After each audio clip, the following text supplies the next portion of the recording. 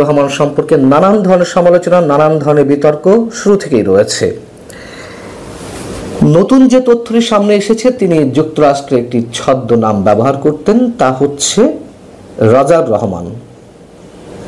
এই তথ্যটি সামনে নিয়ে এসেছে নর্থ ইস্ট নিউজ নামে একটি গণমাধ্যম।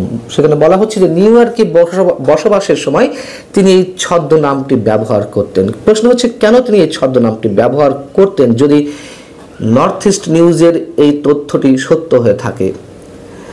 তবে নর্থ ইস্ট নিউজ সত্য দিক কিংবা আধা সত্য, মিথ্যা যাই দিক না কেন, এটা প্রমাণিত হয়েছে তিনি রজার রহমান নামে একটি ফেসবুক পেজ ব্যবহার করতেন।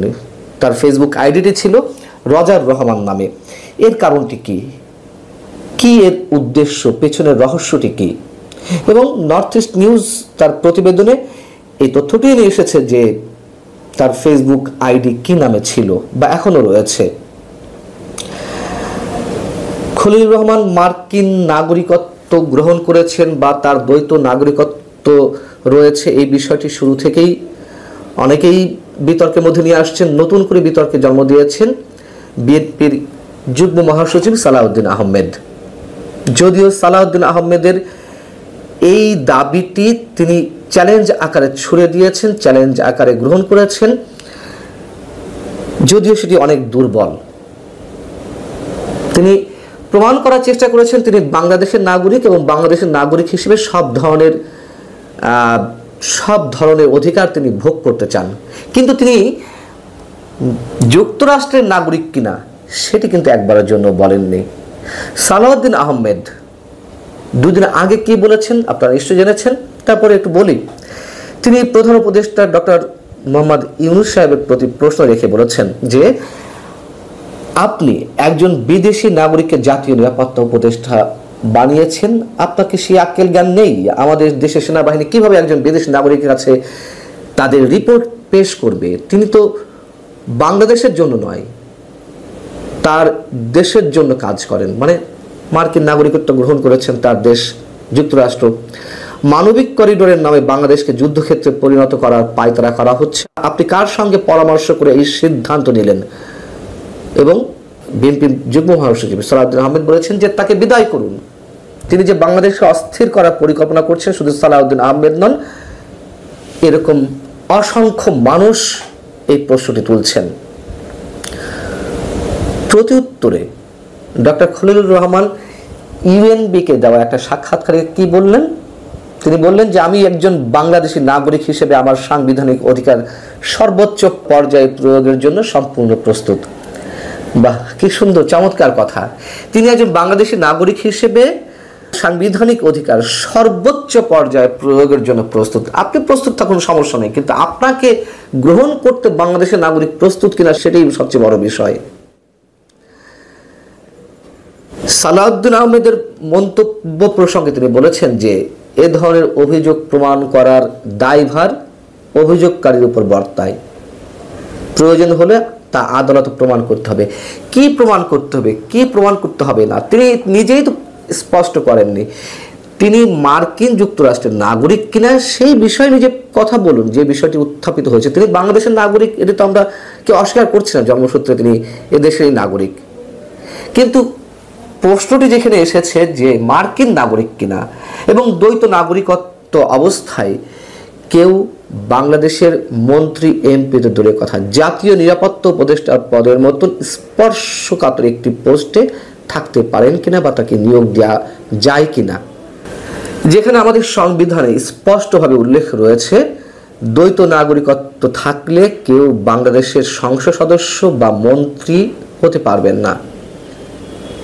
এবং একজন প্রতিরক্ষা বা জাতীয় নিরাপত্তা উপদেষ্টার কাছে তো দেশের সব ধরনের গোয়েন্দা সংস্থা, সেটি সেনাবাহিনীর গোয়েন্দা সংস্থা থেকে শুরু করে জাতীয় নিরাপত্তা গোয়েন্দা সংস্থা, পুলিশ, এসবি, যাই বলি না কেন আমরা, সবাইকে তো রিপোর্ট পেশ করতে হয় জাতীয় নিরাপত্তা উপদেষ্টার কাছে, এবং তিনি দেশের সব খবরাখবর রাখবেন। এরকম একজন মানুষ আমাদের জন্য কতটা নিরাপদ? যদিও এই ধরনের তুমুল বিতর্ক ওঠার পরে সরকারের পক্ষ থেকে স্পষ্টভাবে কোনো বক্তব্য এখনো পর্যন্ত আমাদের সামনে আসেনি। নর্থ ইস্ট নিউজ বলছে যে মার্কিন যুক্তরাষ্ট্রের সাথে তার সম্পর্ক 1998 সাল থেকে, এবং সেই সময়ও তিনি বাংলাদেশের সরকারি চাকরিতে ছিলেন। তিনি এই পর্যন্ত 11টি ঠিকানায় বসবাস করেছেন যুক্তরাষ্ট্রের, এবং মার্কিন রেকর্ড অনুসারে খলিলুর রহমানের স্ত্রীর নাম নুরুন নাহার রহমান। তার এক বোন সেলিন ডেমেটেও, মানে সেলিন রহমান সম্ভবত ছিল, তিনি একজন মার্কিন নাগরিককে বিয়ে করেছেন, সেই জায়গা থেকে তার নাম হয়েছে সেলিন ডিম্যাটেও, যিনি একজন স্নায়ুরোগ বিশেষজ্ঞ। মার্কিন রেকর্ডে খলিলুর রহমানের 13 জন আত্মীয় নাম জানা গেছে যারা যুক্তরাষ্ট্রে বসবাস করেন, এর মধ্যে তার মেয়ে লামিয়া নওরিনও রয়েছেন। ডক্টর খলিলুর রহমান সবচেয়ে আপত্তিজনক যে মন্তব্যটি করেছেন তা হচ্ছে আরাকান আর্মির সঙ্গে বাংলাদেশ যোগাযোগ রাখবে, এতে কে কি বলল না বলল তাতে কিছু যায় আসে না। কেন যাবে আসবে না? তার মানে কি তিনি যে কোনো মূল্যে মার্কিন পারপাস সার্ভ করবেন? যুক্তরাষ্ট্র জাতিসংঘ চাইছে বাংলাদেশের মধ্য দিয়ে রাখাইনের উদ্দেশ্যে তথাকথিত মানবিক করিডোর, এবং তার জন্য আরাকান আর্মিকে হাতে রাখতে হবে, যোগাযোগ রাখতে হবে। এখানেই তো অনেক বড় প্রশ্ন, কেন তিনি এই ধরনের মন্তব্য করবেন? এত ঔদ্ধত্যপূর্ণ বাক্য তিনি ব্যবহার করবেন কেন? ডক্টর খলিলুর রহমান সম্পর্কে অনেকেই সরকারের বক্তব্য আশা করছে, কিন্তু আশা করলে কি হবে? অনেক প্রশ্ন জাগছে, অনেক প্রশ্ন উত্থাপিত হচ্ছে, অনেক অভিযোগ মানুষের, তাতে সরকারের কিছু যায় আসে না। সরকার যা করার সব করে যাচ্ছে। প্রধান উপদেষ্টার প্রেস সচিব যেমন 2 দিন আগে মন্তব্য করলেন একটি টেলিভিশনে যে we got the mandate to do anything, যা ইচ্ছে তা করার বৈধতা বা ম্যান্ডেট এই সরকার পেয়েছে। কে দিয়েছে এই সরকারকে সেই ম্যান্ডেট? নিজেরা দাবি করলেই হয়ে গেল? শুধু ছাত্র জনতা, কথিত জনতা কারা? আমরাই তো সেই জনতার অংশ। আপনারা দাবি করবেন আর তার সব হয়ে যাবে?